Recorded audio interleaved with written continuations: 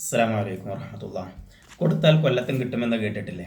അതാണ് നിലവിൽ ഇസ്രയേലിൻ്റെ അവസ്ഥ. ഇസ്രയേലിനെ സംബന്ധിച്ചിടത്തോളം ഇതൊരു തിരിച്ചടിയുടെ കാലഘട്ടമാണ്. നാനാ ഭാഗത്തു നിന്ന് നിരന്തരം അവർ തിരിച്ചടികൾ ഏറ്റുവാങ്ങേണ്ടി വരുന്നു. അവർ തുടങ്ങി വെക്കുന്നതെല്ലാം അവർക്ക് തന്നെ പാരയായി മാറുന്ന, അവർക്ക് തന്നെ വലിയ തിരിച്ചടിയായി മാറുന്ന ഒരു സ്ഥിതിവിശേഷമാണ് നിലവിൽ ഇസ്രയേലിനകത്തുള്ളത്. ഇസ്രയേലിനെ കുറിച്ച് പറയുമ്പോൾ പല ആളുകളും പറയാറുള്ളത് അവരത്ര പെട്ടെന്നൊന്നും പരാജയപ്പെടുത്താൻ കഴിയില്ല, അവർ ശക്തരാണ്, ജൂതന്മാർ ശക്തരാണ്. പണ്ട് ശക്തരായ 5ലധികം രാജ്യങ്ങളെ 6 ദിനം കൊണ്ടാണ് അവർ പരാജയപ്പെടുത്തിയത് എന്നൊക്കെയാണ്. 967 ജൂൺ 5 മുതൽ ജൂൺ 967 ജൂൺ 5 മുതൽ ജൂൺ 10 വരെ നടന്നിട്ടുള്ള 6 ഡേ വാർ.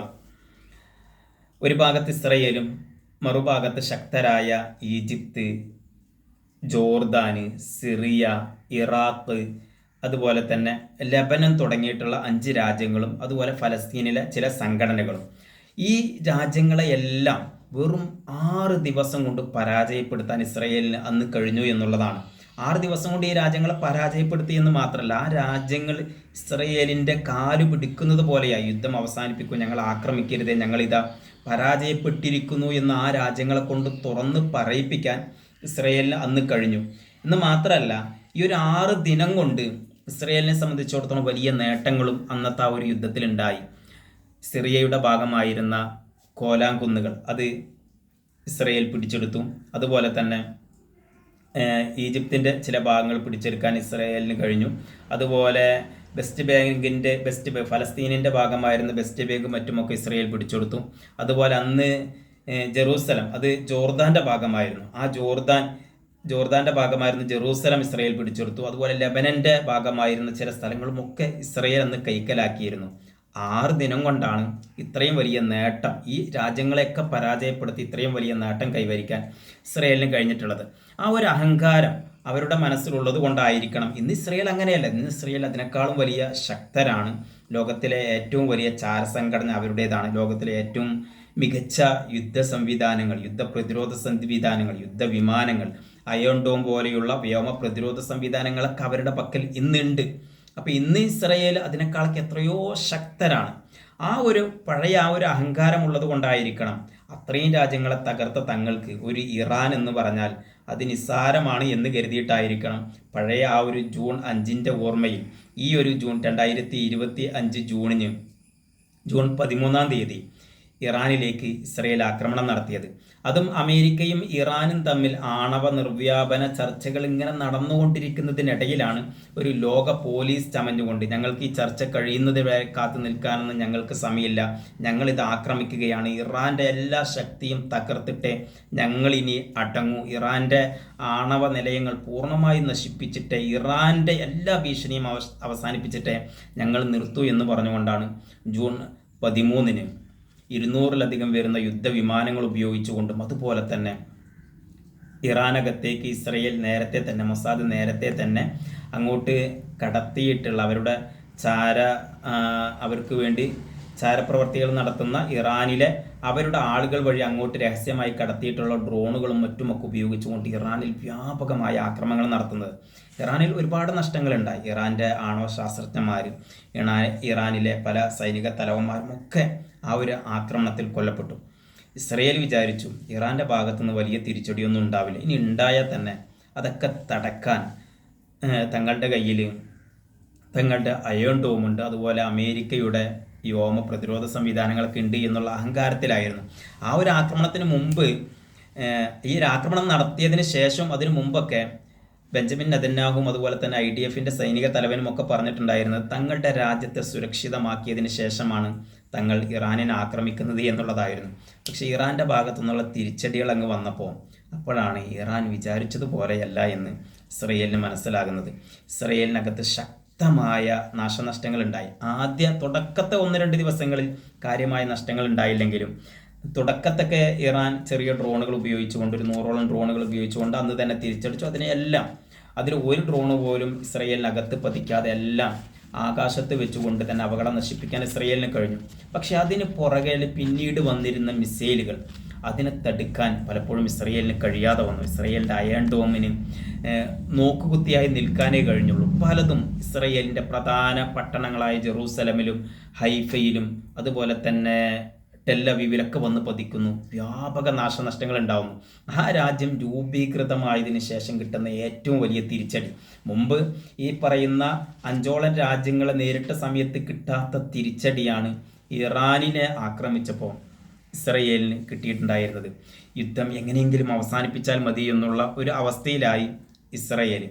ഇനി ഇസ്രയേലിനെ കൊണ്ട് കഴിയില്ല എന്നുള്ളൊരു അവസ്ഥ വന്നപ്പോഴാണ് പിന്നിൽ നിന്ന് കളിച്ചിരുന്ന അമേരിക്ക തന്നെ മുന്നോട്ട് വരികയും അങ്ങനെ ജൂൺ 22 അമേരിക്കയുടെ ഏറ്റവും ശക്തമായ ബോംബർ വിമാനങ്ങൾ ഉപയോഗിച്ചുകൊണ്ട് B-2 സ്റ്റെൽറ്റർ ബോംബർ വിമാനങ്ങൾ ഉപയോഗിച്ചുകൊണ്ട് ബങ്കർ ബസ്റ്റർ ബോംബുകൾ ഇറാൻ്റെ ആണവ നിലയങ്ങളിലേക്ക് അമേരിക്ക വിക്ഷേപിക്കുന്നത്, ആക്രമണം നടത്തുന്നത്, ഇറാൻ്റെ പ്രധാനപ്പെട്ട ആണവ നിലയങ്ങളായിട്ടുള്ള ഫോർദോ, അതുപോലെ നദാസി, ഇസ്ഫാൻ ഈ തുടങ്ങിയ സ്ഥലങ്ങളിലേക്ക് ആക്രമണം നടത്തുന്നു. ആക്രമണം നടത്തിയതിന് ശേഷം അമേരിക്കയുടെ പ്രസിഡന്റ് ഒരു പ്രസ്താവനയും നടത്തുന്നു. ശക്തമായ തിരിച്ചടിയാണ് ഞങ്ങൾ നടത്തിയിട്ടുള്ളത്, ആക്രമണമാണ് ഞങ്ങൾ നടത്തിയിട്ടുള്ളത്. ഇനി ഇറാൻ യുദ്ധം അവസാനിപ്പിക്കാം, ഇനി ഇറാനെ കൊണ്ടൊന്നും കഴിയില്ല, ഇറാൻ ആകെ തകർന്നു എന്നുള്ള രീതിയിൽ ഹിരോഷിമയ്ക്ക് തുല്യമായൊരു ആക്രമണമാണ് തങ്ങൾ നടത്തിയിരുന്നത് എന്നാണ് ട്രംപ് പറഞ്ഞിട്ടുണ്ടായിരുന്നത്. പക്ഷേ കുറച്ച് കഴിഞ്ഞപ്പോൾ അമേരിക്കയുടെ ഇൻ്റലിജൻസ് തന്നെ വിഭാഗം തന്നെ പറയുന്നു, കാര്യമായി ഒന്നും ചെയ്യാൻ വേണ്ടി കഴിഞ്ഞിട്ടില്ല. ഇറാൻ്റെ ആണവ നിലയങ്ങളെ ആക്രമിച്ചിട്ടുണ്ട്, പക്ഷേ അതുകൊണ്ട് കാര്യമായൊരു നാശനഷ്ടം ഇറാന് വരുത്താൻ കഴിഞ്ഞിട്ടില്ല എന്നുള്ള അമേരിക്കയുടെ ഇൻ്റലിജൻസ് വിഭാഗത്തിൻ്റെ തന്നെ വെളിപ്പെടുത്തലുകൾ പുറത്തു വരുന്നു. മാത്രമല്ല ഇറാനും ശക്തമായി തന്നെ പ്രതികരിക്കുന്നു, ഞങ്ങൾക്ക് കാര്യമായൊന്നും സംഭവിച്ചിട്ടില്ല, ഞങ്ങൾ തിരിച്ചടിക്കുമെന്ന്. മാത്രമല്ല ഈ B-2 സ്റ്റെൽറ്റർ വിമാനങ്ങൾ, ഈ ബോംബർ വിമാനങ്ങൾ ഇറാനിലേക്ക് പോയതെല്ലാം തിരിച്ച് അമേരിക്കയിലേക്ക് എത്തിയിട്ടില്ല എന്നുള്ള വാർത്തകളും വരുന്നുണ്ട്. അതിലൊന്ന് ഇപ്പോഴും എവിടെയാണ് എന്നുള്ള വിവരം അവ്യക്തമാണ്. അത് ഇറാൻ്റെ ആക്രമണത്തിൽ തകർന്നോ അല്ലെങ്കിൽ ഇറാൻ്റെ ഒരു ആക്രമണത്തിൽ മറ്റെവിടെയെങ്കിലും അത് കൊണ്ടുപോയി ഇറക്കേണ്ട ഒരു അവസ്ഥയാണോ ഉണ്ടായിട്ടുള്ളത് എന്നുള്ളതിനെ കുറിച്ചൊന്നും ഇപ്പോഴും വ്യക്തമല്ല. അതായത് ഇതൊക്കെ അമേരിക്കയെ സംബന്ധിച്ചിടത്തോളം തിരിച്ചടി തന്നെയാണ്. തൊട്ടടുത്ത ദിവസം 23 അമേരിക്കയുടെ ഈ മിഡിൽ ഈസ്റ്റിലുള്ള ഏറ്റവും പ്രധാനപ്പെട്ട സൈനിക കേന്ദ്രമായ ഖത്തറിലെ അൽ ഹുദൈദ് എയർബേസിലേക്ക്, സൈനിക ബേസിലേക്ക് ഇറാൻ മിസൈൽ ആക്രമണം നടത്തുന്നു. ആ ആക്രമണം കഴിഞ്ഞുടനെ സാധാരണ അമേരിക്കയുടെ അല്ലെങ്കിൽ ഇസ്രയേലിൻ്റെയൊക്കെ അവരുടെ ഇത്രയും കാലമുള്ള അവരുടെ ആ ഒരു രീതി വെച്ച് ചെയ്യേണ്ടത്, അവരുടെ സൈനിക കേന്ദ്രങ്ങളിലേക്കോ അല്ലെങ്കിൽ അവർക്ക് നേരെയോ ഒരു ആക്രമണം ഉണ്ടായാൽ പെട്ടെന്ന് തന്നെ തിരിച്ചടിക്കലാണ് അവർക്ക് പതിവ്. പക്ഷേ ആക്രമണം നടന്ന ഉടനെ തന്നെ അമേരിക്കയിൽ നിന്ന് ട്രംപിൻ്റെ പ്രസ്താവന വരുന്നു, യുദ്ധം ഇതാ അവസാനിപ്പിക്കാൻ പോവുകയാണ്, 2 രാജ്യങ്ങളും വെടിനിർത്തലിന് സമ്മതിച്ചിരിക്കുന്നു എന്നുള്ളതായിരുന്നു അപ്പോൾ ട്രംപിൻ്റെ പ്രസ്താവനയായി വന്നിട്ടുണ്ടായിരുന്നത്. തൊട്ട് പുറകെ ഇറാൻ പറഞ്ഞു നിന്നു, ഞങ്ങൾ അങ്ങനെ യുദ്ധം അവസാനിപ്പിക്കാൻ തീരുമാനിച്ചിട്ടില്ല, ഞങ്ങൾ അങ്ങനെ ഒരു തീരുമാനം കൈക്കൊണ്ടിട്ടില്ല എന്ന്.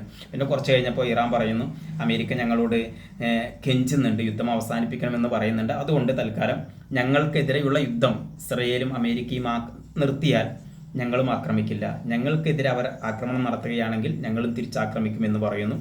അതോടെ ആ യുദ്ധം താൽക്കാലികമായി അവിടെ അവസാനിക്കുന്നു. ഇത് വീണ്ടും തുടരുമെന്നുള്ള വാർത്തകളും മറ്റൊക്കെ കാണുന്നുണ്ട്. ഇല്ലാതിരിക്കട്ടെ, യുദ്ധം കൊണ്ട് ഒരു നേട്ടം ഉണ്ടാവുന്നില്ല. യുദ്ധം എപ്പോഴും ലോകത്തിനും ഒക്കെ നഷ്ടമാണ്. ആ രാജ്യത്തുള്ള നിരപരാധികൾക്ക്, സാധാരണക്കാരെ സംബന്ധിച്ചിടത്തോളം വലിയ കെടുതിയാണ്. അപ്പോൾ യുദ്ധമൊന്നും ഇല്ലാതിരിക്കട്ടെ. പക്ഷെ ഇതിൻ്റെയൊക്കെ ദേഷ്യം തീർത്തത് ഇസ്രയേൽ ഗസയിലായിരുന്നു. ഗസയിലെ നിരപരാധികളെ ഇങ്ങനെ നിരന്തരം കൊന്നൊടുക്കുകയാണ്. ഭക്ഷണത്തിന് കാത്തിരുന്ന കുഞ്ഞുങ്ങളെ, സ്ത്രീകൾക്ക് നേരെ ആക്രമണം നടത്തുന്ന ആ ഒരു ഇസ്രയേലിൻ്റെ പതിവ് ഗസയിൽ വളരെ രൂക്ഷമായ രീതിയിൽ ഇസ്രയേൽ വീണ്ടും ആക്രമണം നടത്തുന്നു. പക്ഷേ ഇപ്രാവശ്യം മുന്നത്തെ പോലെ അത്ര ഈസി അല്ല പലയിടത്തും നടന്നത്. കഴിഞ്ഞ ദിവസങ്ങളിലൊക്കെ ഈ ഇറാൻ യുദ്ധം അവസാനിച്ചതിന് ശേഷം ഇസ്രയേലിനകത്ത് ഇസ്രയേൽ ഗസയിൽ 1000-ൽ അധികം നിരപരാധികൾ ഈ കഴിഞ്ഞ ഏതാനും ദിവസങ്ങൾക്കുള്ളിൽ ഭക്ഷണം കാക്കുന്നവരെ ഇസ്രയേൽ കൊലപ്പെടുത്തിയിട്ടുണ്ട്. പക്ഷേ 19ഓളം ഇസ്രയേലിൻ്റെ സൈനികർക്കും ഇക്കഴിഞ്ഞ ദിവസങ്ങളിൽ ഗസയിൽ ജീവൻ നഷ്ടപ്പെട്ടിട്ടുണ്ട് എന്നുള്ളത് അത് ഇസ്രയേലിനെ സംബന്ധിച്ചിടത്തോളം ലോക തിരിച്ചടിയാണ്. കാരണം ഗസ ഒരൊറ്റ ദിവസം കൊണ്ട് ഞങ്ങളങ്ങ് കീഴ്പ്പെടുത്തും, ഹമാസിനെ ഇല്ലാതാക്കും, ഹമാസിൻ്റെ ടണലുകൾ നശിപ്പിക്കും, ആകെ തകർത്ത് തരിപ്പണമാക്കി ബന്ദികളുമായി ഞങ്ങൾ മടങ്ങി വരും എന്ന് പറഞ്ഞിട്ട് 2023 ഒക്ടോബർ 7 തുടങ്ങിയതാണ്. ഒരൊറ്റ ദിവസം കൊണ്ട് ഗസ തകർക്കും, ഹമാസിനെ ഇല്ലാതാക്കുമെന്ന് പറഞ്ഞിട്ട് ഇപ്പോൾ 1 മാസം പിന്നിടുമ്പോഴും ഇസ്രയേലിന് ഇപ്പോഴും ഹമാസിനെ ഇല്ലാതാക്കാനും ബന്ദികളെ മോചിപ്പിക്കാനും കഴിഞ്ഞിട്ടില്ല. ഗസ ഞങ്ങൾ കീഴടക്കി, ഗസ മുഴുവൻ ഞങ്ങളുടെ നിയന്ത്രണത്തിലാണ് എന്ന് പറയുമ്പോൾ ഇപ്പോൾ കഴിഞ്ഞ ദിവസവും ഇന്നലെയും ഇസ്രയേലിന് 5 സൈനികരുടെ ജീവൻ ഗസയിൽ നഷ്ടപ്പെട്ടിട്ടുണ്ട്. ശക്തമായ തിരിച്ചടി അവരുടെ കയ്യിലുള്ള ഗസയിലെ പോരാളികൾ അവരുടെ കയ്യിലുള്ള ആയുധങ്ങൾ ഉപയോഗിച്ചുകൊണ്ട് ഇസ്രയേലിനെതിരെ അവർ നടത്തിക്കൊണ്ടിരിക്കുന്നു എന്നുള്ളതാണ്. പണ്ട് 5-ലധികം രാജ്യങ്ങൾ 6 ദിവസം കൊണ്ട് മുട്ടുമടക്കിയിടത്താണ് 21 മാസം കഴിഞ്ഞിട്ടും ഇവിടെ പോരാട്ടം നടക്കുന്നത് എന്നുകൂടി നമ്മൾ ആലോചിക്കണം. മാത്രമല്ല അതിനിടക്കാണ് ഇപ്പോൾ ഹൂത്തികൾ, യമനിൽ നിന്ന് ഹൂത്തികൾ അവർ കുറച്ചു കാലം ഇപ്പോൾ ഒരു യുദ്ധമൊക്കെ അവരൊന്ന് അടങ്ങിയിരുന്നതായിരുന്നു. അവരും ഗസയിൽ ഇസ്രയേൽ ആക്രമണം തുടങ്ങിയ അന്ന് മുതൽ ഇസ്രയേലിനെതിരെ അവരും സമരത്തിന് ഇറങ്ങിയതായിരുന്നു. അവർ ഒന്ന് പിൻവാങ്ങി അവർ ഇപ്പോൾ വീണ്ടും ശക്തമായി മുന്നോട്ട് വന്നിരിക്കുന്നു എന്നുള്ളതാണ്. ഇപ്രാവശ്യം ഈ ഹൂത്തികളുടെ മുന്നിലും ഇസ്രയേൽ പരാജയപ്പെട്ടു എന്നുള്ളത്. അപ്പോൾ കഴിഞ്ഞ ദിവസം ഒന്നൊക്കെ പുറത്തു വരുന്ന വാർത്ത, ഇസ്രയേലുമായി ബന്ധപ്പെട്ടുകൊണ്ടുള്ള 2 കപ്പലുകളെ ഇപ്പോൾ ഹൂത്തികൾ കഴിഞ്ഞ ദിവസങ്ങളിലൊക്കെ ചെങ്കടലിൽ മുക്കി എന്നുള്ള വാർത്ത വരുന്നു. അതിന് പുറമെ ഇതിന് തിരിച്ചടി എന്നുള്ള നിലക്ക് കഴിഞ്ഞ ദിവസം 20 ഫൈറ്റർ വിമാനങ്ങളുമായി ഇസ്രയേൽ യമനിലേക്ക് യുദ്ധത്തിന് വേണ്ടി, യമനിലെ ആക്രമിക്കുന്നതിന് വേണ്ടി പുറപ്പെട്ടു. അങ്ങനെ യമൻ്റെ തീരത്തെത്തി. യമൻ്റെ തീരത്ത് അവരുടെ തീരത്തൊരു ആക്രമണം നടത്തി അകത്തേക്ക് ഈ ഹൂത്തികളുടെ സൈനിക താവളങ്ങളിലേക്കും അവരുടെ ആയുധ കേന്ദ്രങ്ങളിലേക്കും ആക്രമണം നടത്തുന്നതിന് വേണ്ടി യുദ്ധവിമാനം അകത്തേക്ക് കയറുമ്പോഴേക്കും യമൻ്റെ ഭാഗത്ത് നിന്ന് ശക്തമായ രീതിയിലുള്ള തിരിച്ചടികൾ നേരിടേണ്ടി വന്നു. യമനിൽ ആക്രമണം നടത്താൻ കഴിയാതെ ഇസ്രയേലിന് അവിടെ നിന്ന് പിൻവാങ്ങേണ്ടി വന്നു എന്നുള്ള വാർത്തകളൊക്കെ കാണുന്നുണ്ട്. അപ്പോൾ ഇപ്പോൾ എല്ലായിടത്തും ഇസ്രയേലിനെ സംബന്ധിച്ചിടത്തോളം വലിയ തിരിച്ചടി തന്നെയാണ്. മാത്രമല്ല ഇപ്പോൾ യമനിൽ നിന്ന് ഹൂത്തികൾ ഇസ്രയേലിലേക്ക് മിസൈൽ ആക്രമണം നടത്തുന്നു. ആ മിസൈൽ ആക്രമണം പോലും ഈ ഇസ്രയേലിനെ തടയാൻ കഴിയുന്നില്ല എന്നുള്ള വാർത്തകളൊക്കെയാണ് ഇപ്പോൾ പുറത്തു വന്നുകൊണ്ടിരിക്കുന്നത്. യമൻ എന്ന് പറഞ്ഞാൽ നമുക്കറിയാം അത്രമാത്രം ശക്തരായ ഒരു രാജ്യമല്ല. ലോകത്ത് യമനിനെ അല്ലെങ്കിൽ ഈ ഹൂത്തി ഭരണ പ്രദേശങ്ങളെ, ഹൂത്തി ഭരണത്തെ അംഗീകരിച്ചിട്ടുള്ള രാജ്യങ്ങൾ അധികമൊന്നുമില്ല. ഇറാൻ പോലെയുള്ള ചുരുക്കം ചില രാജ്യങ്ങൾ മാത്രമേ ഇവരെ അംഗീകരിച്ചിട്ടുള്ളൂ. ഏകദേശം എല്ലാ രാജ്യങ്ങളും അവരെ ഉപരോധിച്ചിരിക്കുകയാണ്. അമേരിക്ക അവരെ തീവ്രവാദികളാണ് എന്ന് പ്രഖ്യാപിച്ചിട്ടുണ്ട്. അങ്ങനെയൊക്കെയാണ് നിലവിൽ അവിടുത്തെ അവസ്ഥ. എന്നിട്ട് പോലും അവരുടെ ആക്രമണം പോലും തടയാൻ പറ്റാത്തൊരവസ്ഥയിലാണ് നിലവിൽ ഇസ്രയേലുള്ളത്. എന്ന് വെച്ചാൽ ഇസ്രയേലിൻ്റെ പറയുന്ന വമ്പും ഇസ്രയേലിൻ്റെ അഹങ്കാരവും ഒക്കെ ഇപ്പോൾ അല്പം അടങ്ങിയിരിക്കുന്നു. മുന്നത്തെ പോലെ അങ്ങ് വിജയിക്കാൻ വേണ്ടി കഴിയുന്നില്ല. എല്ലാത്തിനും കാരണം ഈ അടുത്ത കാലത്ത് നടന്ന സംഭവ വികാസങ്ങൾ, ഈ ഒരു ആക്രമണങ്ങൾക്കൊക്കെ കാരണം നെതന്യാഹുവിൻ്റെ സ്ഥാനക്കുതിയാണ്, അധികാരമോഹമാണ് എന്നുള്ള വാർത്തകളും മറ്റുമൊക്കെ പുറത്തു വരുന്നു. ഇസ്രയേലിനകത്ത് ഇതുമായി ബന്ധപ്പെട്ടുകൊണ്ട് നെതന്യാഹുവിനെതിരെ IDF സൈന്യ നേതാക്കൾക്കെതിരെ ശക്തമായി ജനങ്ങൾ അവിടെ രംഗത്ത് വരുന്നു. ജനങ്ങൾ IDFൻ്റെ നേതാക്കളെ, ഭരണാധികാരികളെ നടുറോട്ടിൽ ചോദ്യം ചെയ്യുന്ന ഒരു സ്ഥിതിവിശേഷം ഉണ്ടായിരിക്കുന്നു. അങ്ങനെ എല്ലാ നിലക്കും ഇസ്രയേലിനെ സംബന്ധിച്ചിടത്തോളം ഇപ്പോൾ തിരിച്ചടികൾ മാത്രമാണ് ഇപ്പോൾ കിട്ടിക്കൊണ്ടിരിക്കുന്നത്. ദേഷ്യം തീർക്കുന്നതൊക്കെ ഗസയിൽ ഭക്ഷണം കാത്തിരിക്കുന്ന നിരായുധരുടെ നേർക്കാണ്, കുഞ്ഞുങ്ങൾക്ക് നേർക്കാണ്. അവരാക്രമിച്ചാൽ എന്തായാലും അവർ ആക്രമിക്കില്ല. അവരുടെ കയ്യിൽ വിശന്നൊട്ടിയ വയറുമായി ഭക്ഷണത്തിന് വേണ്ടി പാത്രം കൊണ്ട് കാത്തിക്കുന്നവരുടെ കയ്യിൽ എന്തായാലും ആയുധം ഉണ്ടാവില്ല എന്നറിയാം. അവരെ യഥേഷ്ടം കൊന്നുകൊണ്ടിരിക്കുന്നു. അതേസമയം പോരാളികളോട് ഏറ്റുമുട്ടുന്ന സ്ഥലങ്ങളിലെല്ലാം ഇസ്രയേലിന് വൻ തിരിച്ചടിയും പരാജയവും നേരിടേണ്ടി വരുന്നുണ്ട് എന്ന് തന്നെയാണ് ഈ കഴിഞ്ഞ ദിവസങ്ങളിലൊക്കെ നടന്നിട്ടുള്ള ഇസ്രയേലുമായി ബന്ധപ്പെട്ടുകൊണ്ടുള്ള കാര്യങ്ങളിൽ നിന്നൊക്കെ മനസ്സിലാക്കാൻ വേണ്ടി കഴിയുക.